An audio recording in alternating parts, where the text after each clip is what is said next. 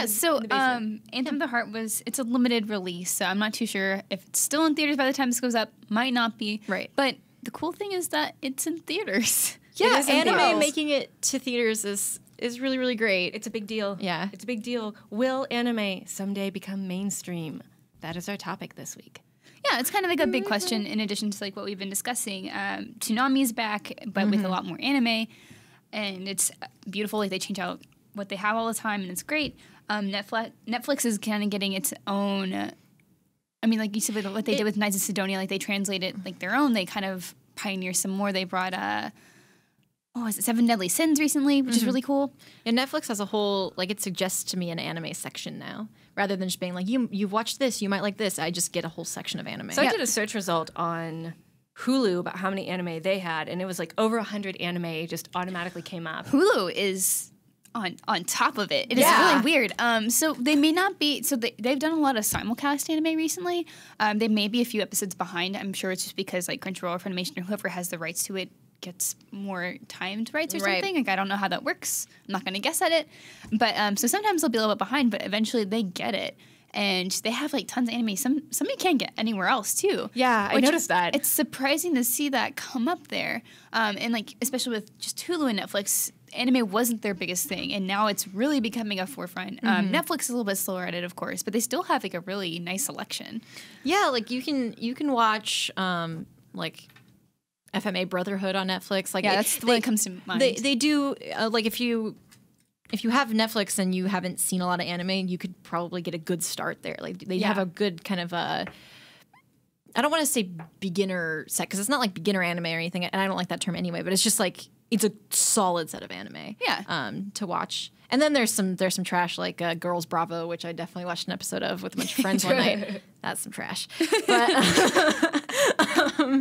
yeah, like I think The Devil is a Part-Timers on Netflix, which is a show that Jared mentioned last time or the time before that. Jared Petty, who was a guest on Anime Club. Yes.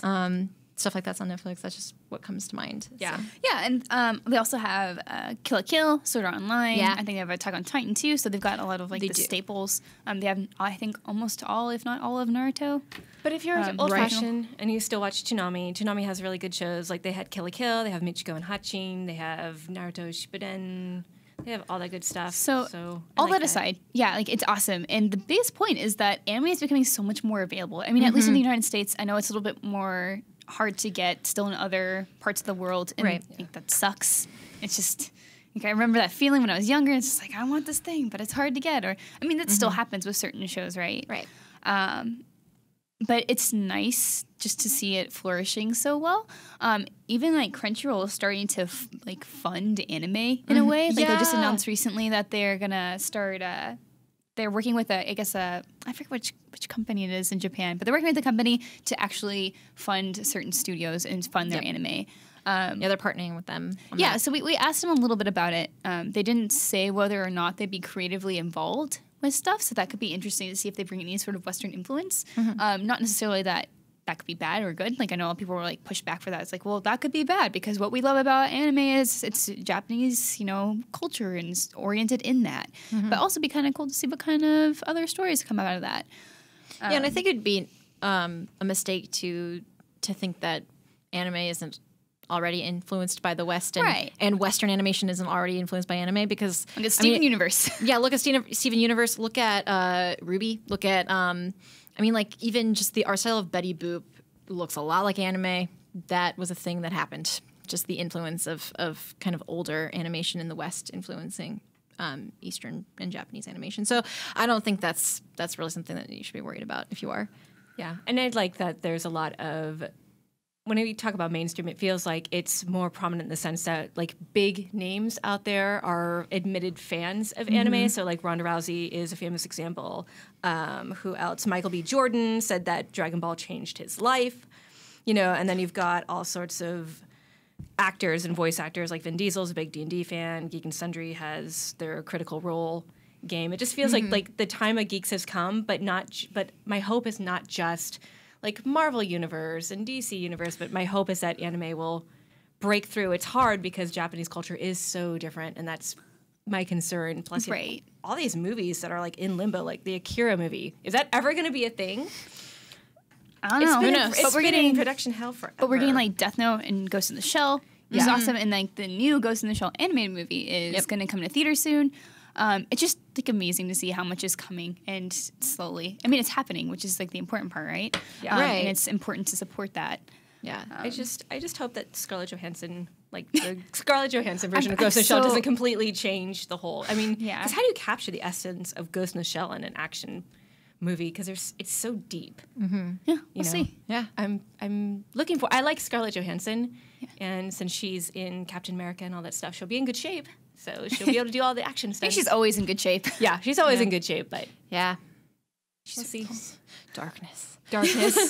So one question I wanted to ask you guys is, what happens to anime if it reaches like critical mass popularity? Like if it gets to where video games and comics and superheroes are right now, and if it's kind of like at the forefront of like pop culture and media, and like everybody's kind of a little bit of a dork now, or whatever they want to call it. I think my immediate reaction is there's always going to be something that's niche. So even with comics, like there's comics that aren't mainstream, like Sex Criminals, or I mean, like a lot of people who are in nerdy circles that I know really like Sex Criminals, but it's not something that, but it's not something that like no one's gonna talk about that in the kind of outer sphere of geekdom. I thought they were making a show for it. Are they? Oh yeah, you're right. That was a bad example. I was thinking, Actually, you know what? it evolves out. I was thinking of a different one that has a word I can't say on this podcast because it's a bad word. It's a planet about ladies. It's a Kelly Sue DeConnick. I'm trying to give hints. I can't say the B word, and it's B word planet. Anyway, that's not something that's like super mainstream, but people do really like it, or like Lumberjanes or something like that. So there's always going to be niche things. Sex Criminals was such a bad example.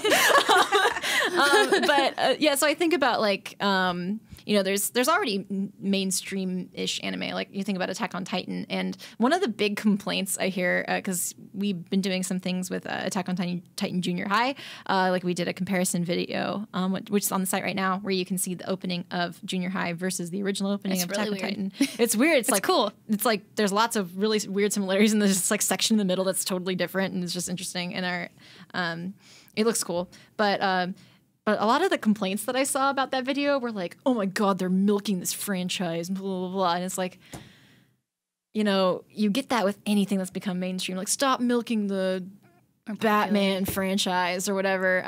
So that's my other reaction is there's still going to be niche stuff, and there's going to be more people complaining on the internet. Yeah. So kind of one of the more positive things that could happen if anime kind of gets blown up a lot more. We could see more of that influence from anime to Western animation. I think a big problem, what we've talked about before, it's not necessarily a problem, but it's just like a limitation, is that a lot of animation in the West is limited to just comedy or sitcoms or children's shows. Like we don't see it as a viable form of like entertainment or a way to tell a story for adults. I know like there's tons of like really great indie stuff out there. Right. But as far as like mainstream, super popular, bigger studio things, like it's reserved for comedy or for children. Yeah. So I watch a lot of Western animation for adults, and I have a type because it's all sort of comedy, but with like an element of realness. So that happens with Bob's Burgers. That happens with Archer. Not Archer. Archer's mostly comedy. It happens with BoJack Horseman, which I've been watching, and I didn't even like the first episode, and I kept watching it, and I was like, this is depressing. Oh my God. And there's another one that I'm thinking of that I can't think of right now. And Rick and Morty is another example of a comedy directed. That's really good. It'd be interesting to see just straight drama or something horror or something really serious or something really feelsy. And that's just not in the same vein of all these animated shows that we're seeing. That they're good shows. Like I don't dislike them or anything for being that genre that they are, but it would be cool to see Western animation kind of broaden its scope of what it can do. Yeah. Because I mean, we just talked about a really feelsy movie that I wouldn't see happening in Western animation unless it was directed at kids, Yeah, it's so interesting that cartoons in the West actually started kind of for adults. Like you can get those old, like at the VHS store, they had this closed off adult section, but as a little girl, I'd always see some cartoon like character on the box from like the 1920s or 30s or something. It was like cartoons for adults because like older cartoons were really for adults, and then it became prioritized as a children's thing. And so even though you have more quote unquote adult shows like Archer, it's mostly comedy. It's mostly something off the wall like Adventure Time. It's not anything like grounded in drama or horror or anything like that. So that's a huge thing that anime. And to be fair, they do pop up every now and then, but the majority of them are under that umbrella pretty much. Yeah, that umbrella of this is comedy with maybe some feelsy stuff thrown in. Yeah.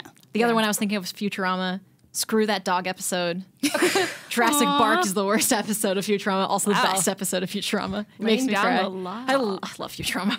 Really yeah, it's just like I said, I have a type. I really like those shows, and I watch like all of them. But I'd like to see something else. You know, that's what I would hope from anime becoming more mainstream is creators in the West seeing the popularity and seeing that you know this kind of genre can succeed. Maybe if we tried it, we could do something interesting with it. I wonder if the audience has any suggestions. If you have any suggestions about Western anime that isn't just comedy and sort of the mainstream stuff, let us know, because I'd be very interested to try out Western animation that doesn't fall under that category. I know things, but I just don't remember right now. That's fine. That's why I'm asking the audience.